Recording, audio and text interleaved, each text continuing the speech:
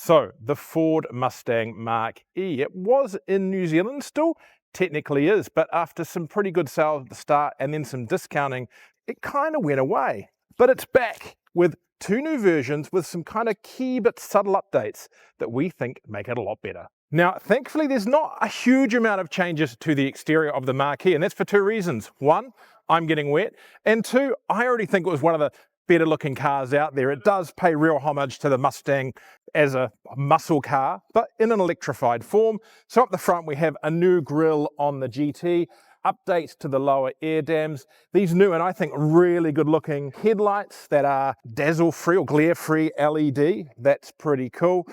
Down the side on the GT, the side skirts and all that stay the same, but on the standard model, the select model in New Zealand, they are matte rather than shiny plastic. Now the wheels on the GT are pretty much the same. They've had a little bit of a touch up there, and we've got new wheels on the select. And if we come around the side, we've still got the somewhat controversial push button door openers and pulls. We had one for a year, they work okay. And around the back, those lights with that claw motif, still looking kind of really funky and aggressive. I like them, but otherwise largely unchanged. And yep, no tow bar, still no tow rating on the Mach-E. Now, the batteries underneath the Mach-E and even the motors in them have changed in this update. So while it looks the same, there's quite a bit different underneath. New Zealand gets two models, the Select, which is rear-wheel drive, and the GT, which is this one, the all-wheel drive performance monster. The Select gets a 73 kilowatt hour LFP battery, giving a range of about 470 kilometers WLTP. The GT, a 91 kilowatt hour NCM battery for 515 kilometers of WLTP range. They both charge through here, CCS2, and that is at 150 kilowatts or 11 kilowatts of AC. So pretty good DC charging, but not necessarily the fastest. Ford claims the addition of a heat pump has seen real-world charging times drop dramatically. We're looking forward to testing that when we get the car back in New Zealand. Now, interestingly, New Zealand misses out on a premium model they get in Australia, which has an 88 kilowatt hour NCM battery, rear-wheel drive only, and that does 600 kilometers WLTP. Now, I almost wonder if for New Zealand, if they're going to go premium, they may as well have that model in the GT, because I think that range could really appeal to some people.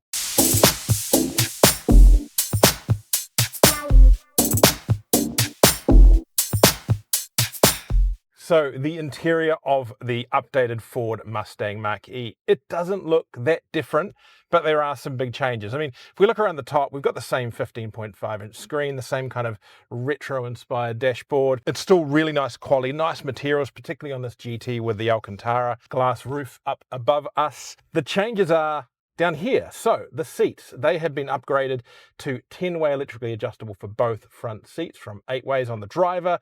So that's really nice to have and gives you a little more adjustment in them, particularly tilt, those kind of things. So a really nice upgrade there. And then there's the transmission shifter. So rather than the dial down here, which took up quite a bit of space, you've now got a transmission shifter up here on the steering column. Now what that does is open up more space for storage. So the tub back here is bigger. It's also got a couple of USB-A ports down there and a 12-volt port. You've got a phone holder here. You've got a little cubby here for your coins and keys and whatever. We have cup holders here and the wireless charger as before, with a USB-A and a USB-C up there as well. So a lot more practical, and I think the transmission shifter up here is a nice change. Though I kind of feel like this feels a bitsy, a bit kind of put together to meet the needs of what they changed, rather than actually a conducive one-piece unit. But still pretty good. Overall, the car is really nice and spacious, both front and rear. And for you audio lovers, there is a beastie 10-speaker Bang & Olufsen sound system. Right, let's take it for a drive.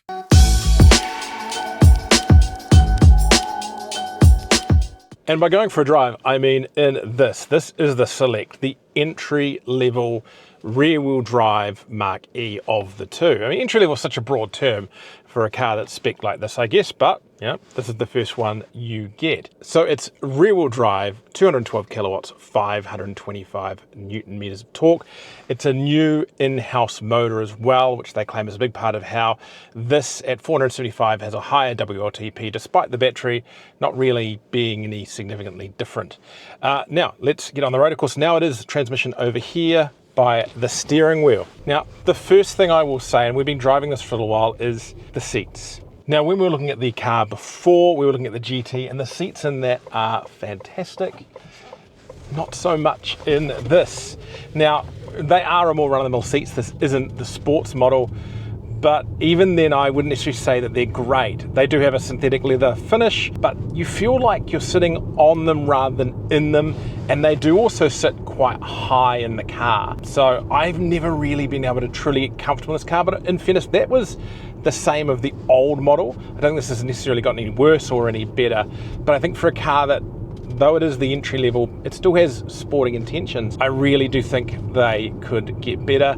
Similarly with the mirrors just don't seem to line up quite right. Even the center mirror, I think if I settle a bit lower, it would be better, but it just doesn't. But anyway, I think, you know, look, I'm not a normal sized person. Maybe shorter people, smaller people, it's going to be not as bad. It's just something that I felt jumping into this thing. They are electric, so they are adjustable, and you do have reach here on the steering wheel, so that's super handy as well to get a reasonable, comfortable position and a nice, stable footrest as well. So what about the drive? Well, power is excellent.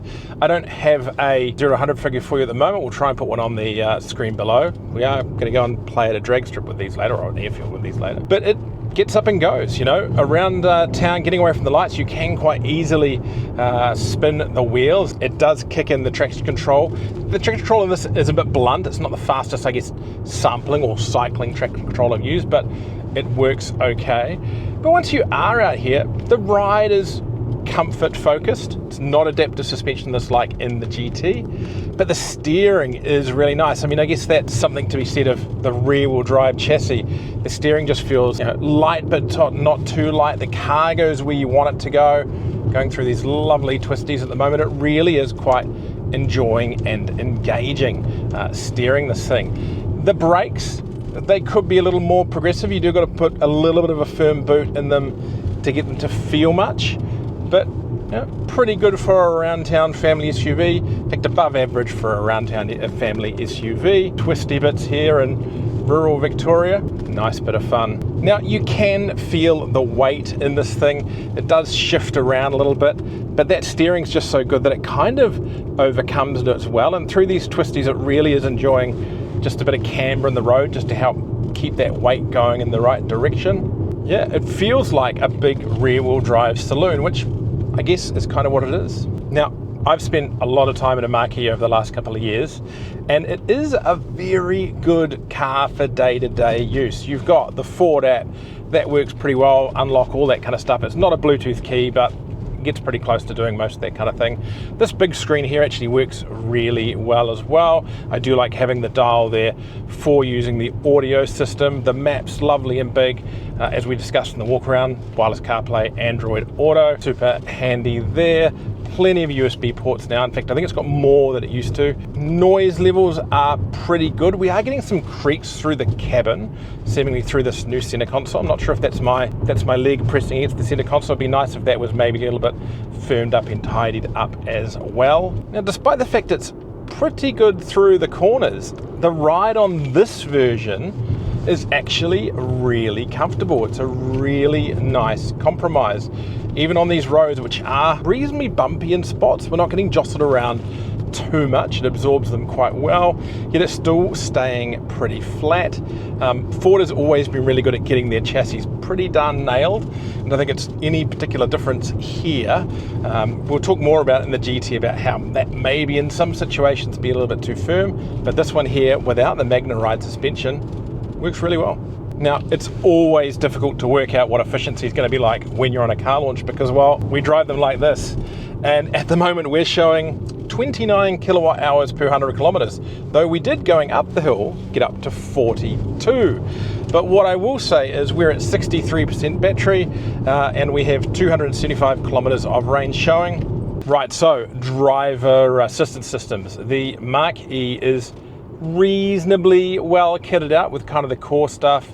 It identifies speed limits, lane keep assist, all those kind of things, and adaptive cruise control. And their systems have generally been pretty good. They're really advanced early on, and they still continue to do so. There is just pretty much no annoying beeps and bongs when you're driving. There are a few when you're getting in and out of the car. Pretty non-interventionist system in this car. So the Mach-E has a reasonably solid suite of driver assistance systems. You have the usual adaptive cruise control, autonomous emergency braking, blind spot detection back there, cross traffic alert, all those usual ones. We're on the adaptive cruise control at the moment. It's pretty good, nice and stable. We're following a truck. The lane keeping system isn't what you'd call anything remotely close to a level 2 driving system.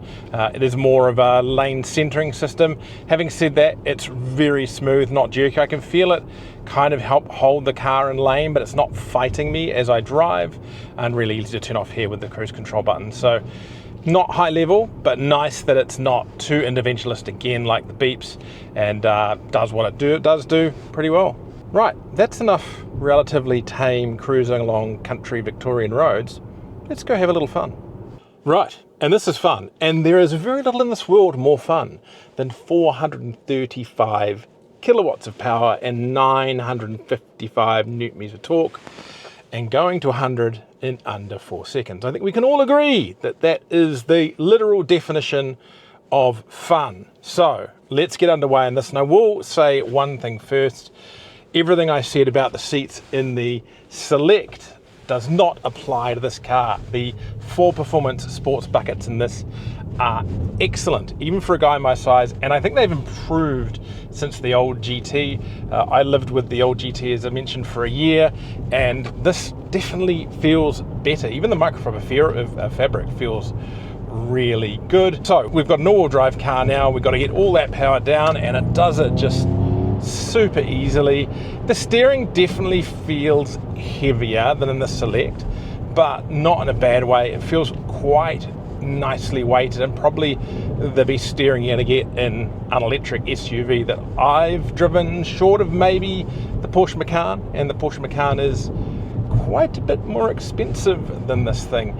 Similarly with the brakes, big Brembos in the front. Despite the weight of the car, this thing hauls up incredibly well. It'll get down as fast as it kind of gets up, I guess you could say. So yeah, it's just such a different car to the Select straight off already, and even to the point where, interestingly, this trip, though I think this car was sitting for a long time running its air conditioning, and maybe this kind of ruined the numbers, saying 16 kilowatt hours per 100 kilometers. As I said, you can never ever rate a car's efficiency off the launch, and again, I'll do what I did before. This one's used 13%, and it's got 398 kilometers of range over the longer term. So yeah, you've got 3 drive modes, or 4 drive modes in this. You've got Whisper, which is kind of nice, relaxed, quiet, active, so a bit more power, bit more dynamicism from the suspension. Of course, it has the MagneRide active suspension. And then you go Untamed, and when you're in Untamed, it really does firm up, and this thing just really wants to corner. Supposedly there weren't a huge amount of changes to the suspension with the GT model in this generation, but I actually do think it feels better. I think it certainly feels a little bit softer in the 2 lower modes, still very firm in Untamed, but it does feel, I just think, a smidge more mature, and I'm not sure why. Maybe the Pirelli P0s are just set up a little bit different, bit of a drift there. That is fun. Yeah, so apparently in this mode it can drift. I didn't plan on doing that. Didn't feel bad about doing it. Awesome. Yeah. It was, super controllable. Yeah. Right. So let's do a little wee test here of the Mach-E in Untamed out of an intersection. Foot down. A little bit of slip out there. That is it's just so good. Just so good. Definitely a rear-wheel drive bias in this car, I think, and I really do like that. Such a well-developed chassis, I think, for an electric vehicle, and just chalk and cheese from the Select. I'm really surprised by this. As I was kind of saying there when we were rudely interrupted by drifting around a corner, I'm wondering if the tyres are better. I know the original had P0s, but maybe that is an aspect of it, but definitely just a lot of fettling leading to a really well-sorted car. But of course, with a car like this, you can't really try it properly on a public road. And that's why we're going to pull in somewhere in just a minute where we can have a little bit of a play. By golly, this might happen to be a somewhat empty and available airfield. Shall we take a flight?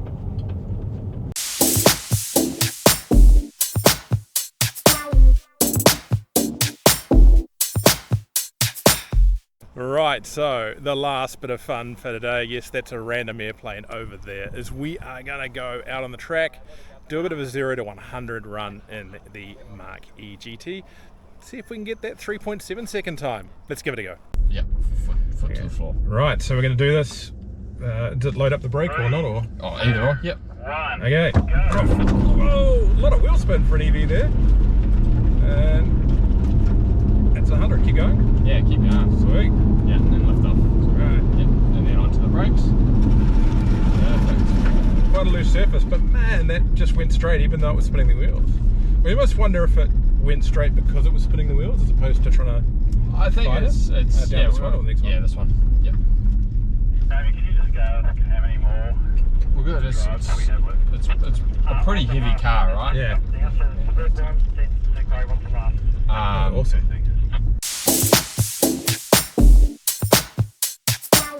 So how much? The Select is $74,990 and the GT $116,990. Now I think the Select represents actually pretty good value for the range, the quality and the overall spec and finish of the car. The GT, that's actually pretty good as well. Now it's still more than a Model Y performance, which is where a lot of people are going to go, but the numbers on this, over 900 Newton-meters of torque, are incredibly impressive. And overall, well, it looks largely the same. I think this is a pretty substantial update. Anyway, thanks for watching. Don't forget, like and subscribe for more great content of things like this coming really soon.